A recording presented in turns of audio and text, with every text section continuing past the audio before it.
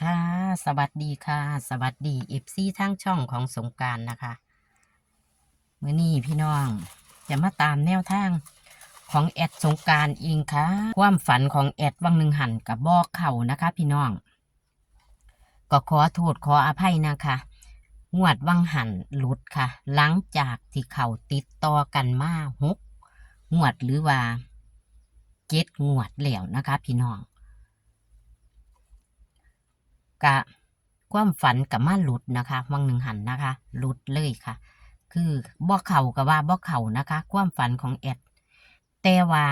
มาซาเพราะว่าแอดบ่ฝันแม่พี่น้องตะเงึดตะงอบ่คันบ่ฝันกับบ่ฝันเลยดิค่ะพี่น้องก็ขอกดไลค์กดแชร์ให้กับช่องของสงกรานต์เด้อค่ะพี่น้องเป็นกำลังแรงใจให้เด้อค่ะพี่น้องความฝันของแอดฝันกับจือบ่ได้พี่น้องมีจือใดฝันหนึ่งนะคะพี่น้องกับฝันนี่กับฝันตะหลายมือแล้วล่ะค่ะพี่น้องตัวเลขของเจ้าดำงวดบังหันกับบ่เข่าดอกค่ะแต่ว่าก็อย่าเผลอนะคะบ่เข่างวดหนึ่งหรือว่ามันจะมาตามหลังเด้อค่ะพี่น้องเลขของเจ้าดำก็เลยบ่เป็นตาพาดนะคะแล้วก็เข่าข้ามโขงดีหาคากับเข่าได้เลยค่ะขันของเจ้าดำนะคะเขาก็จับไว้ให้แล้วล่ะค่ะ3 ตัวนะคะ150นะคะเขาจับไว้แล้วนะคะพี่น้องเอาเข่าเรียงเข่าเล่าความฝันของแอดนะคะกับฝันบอญ่าวค่ะพี่น้องฝันนะคะฝันว่ามีผู้หญิงคนหนึ่งอายุรุ่นเล่าข้าวเดียวหุ่นเดียวกันน้ำล่ะค่ะพี่น้องหุ่นเดียวกันกับแอดนี่ล่ะจังใดจังกับบ่ค่อยได้ไปหลินน้ำกันดอกค่ะพี่น้องจังใดจังฝันเห็นว่าขี่จักรยานมาพี่น้องผู้หญิงคนนั้นขี่จักรยานมาก็เลย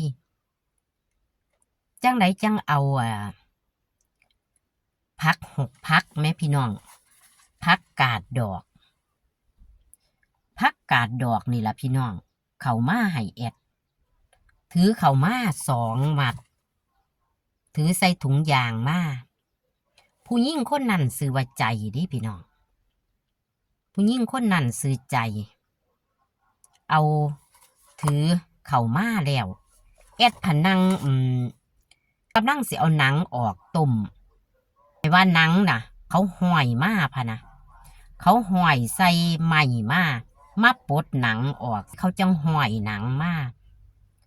ห้อยหนังคือห้อยงูนี่แหละพี่น้องเอาฝันแปลกบ่สิปลดออกต้มพะนะปลดออกต้มบัดนี้คนนั่นมูคนนั่นพันเขามาเอาถือมัดพักกาดมาพักกาดดอก2 มัดพี่น้องถือเขามาหาแอดพนัง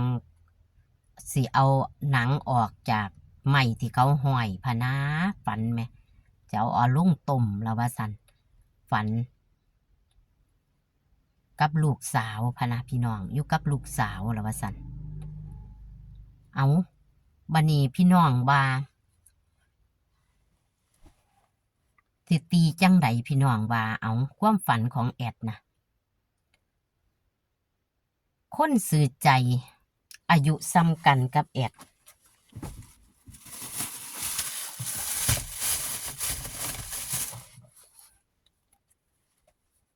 ใจกับน้ำ7ดิเนาะพี่น้องพักกาดกับ2 มัด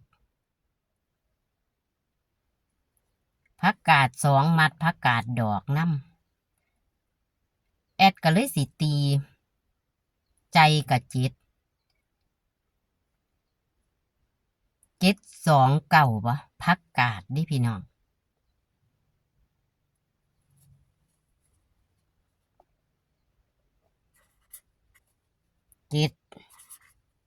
2พักกาด2 มัดแอดก็เลยตี7 2 9กับเอาอายุกับสิซ้ำแอดนี่ล่ะค่ะพี่น้อง กิดพศเดียวกันนะคะอายุกะ56 ปีเนาะพี่น้อง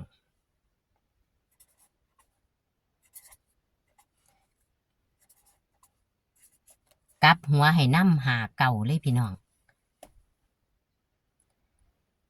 อายุซ้ำกัน56 ปีนะคะส่วนพศกับ13ล่ะพี่น้อง2513นะคะพี่น้องตัดลิ้นแล้วเด้อค่ะพี่น้องตัดลิ้นเอาตี729เพราะว่าจังไดจังฝันว่าจังสั่นขี่จักรยานมาจักรยานแอดก็เลยสิตี77เด้อค่ะตักจักรยานนี่แอดกันไว้77นำตัวกัน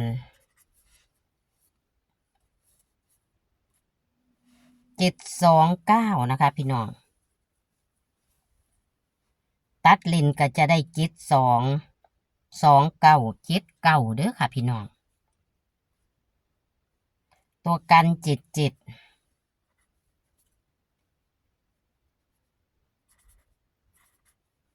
29 72แล้วก็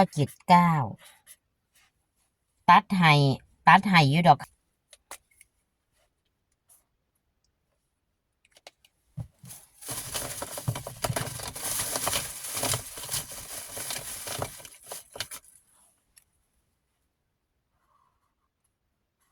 จังไดจังฝันจังสั่น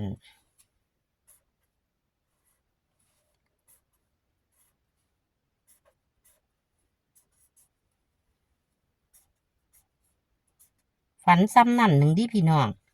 แล้วกับพี่น้องหูบ่พี่น้องเดี๋ยวอีกมือรุ่นมาจังไหนมาฝันเห็นหน้าลูกสาวมาอีกพี่น้องเลขตัวเก่าสิมาบ่เลข27สิมาบ่พี่น้องแต่ว่าอย่าลืมเด้อค่ะกลับหัวเอา29อาจจะเป็น26ก็ได้เด้อค่ะพี่น้อง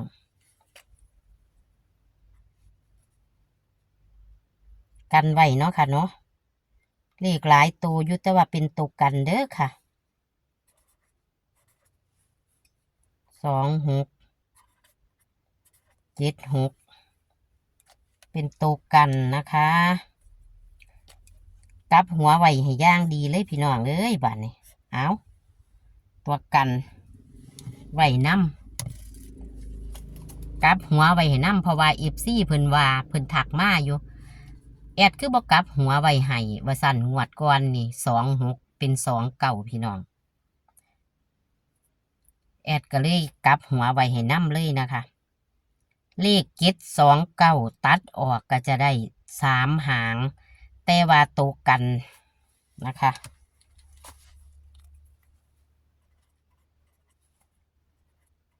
กันก็คือกลับหัวให้พร้อมนั่นแหละค่ะพี่น้อง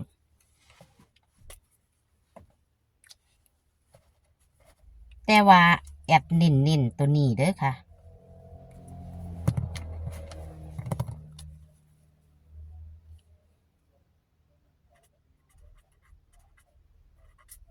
เน้น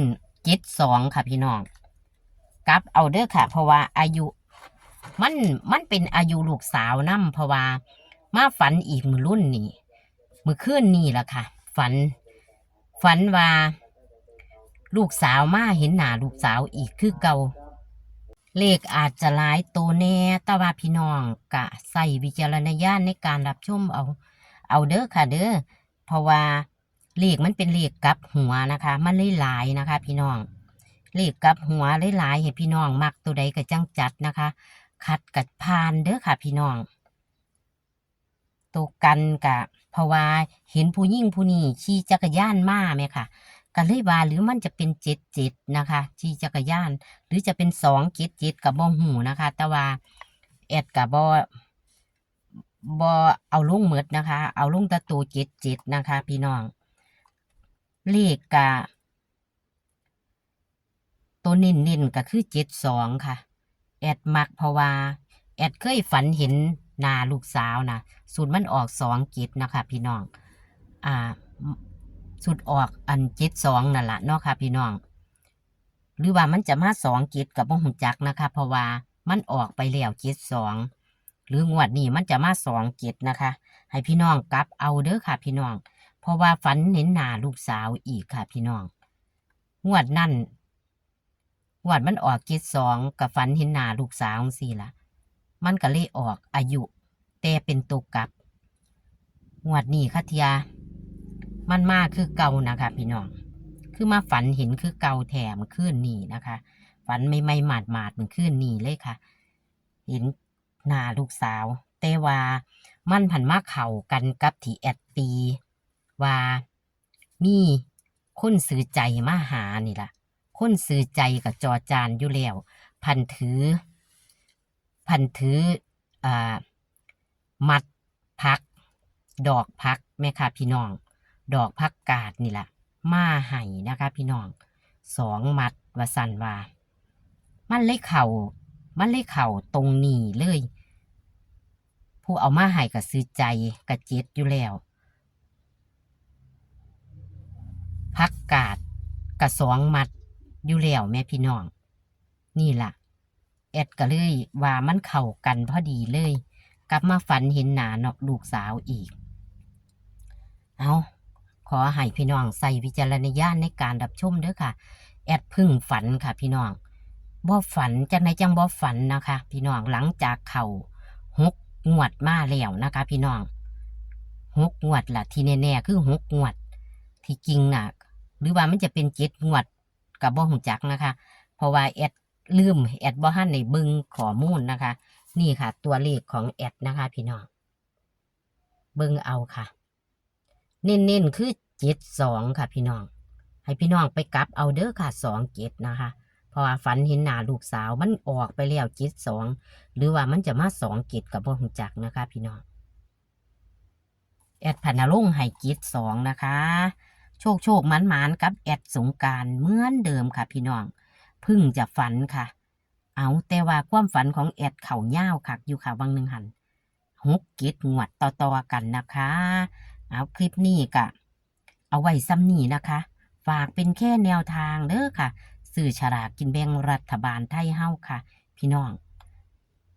โชคหมานงวดประจำวันที่16 กุมภาพันธ์ 69ค่ะคลิปนี้ก็ขอสวัสดีค่ะ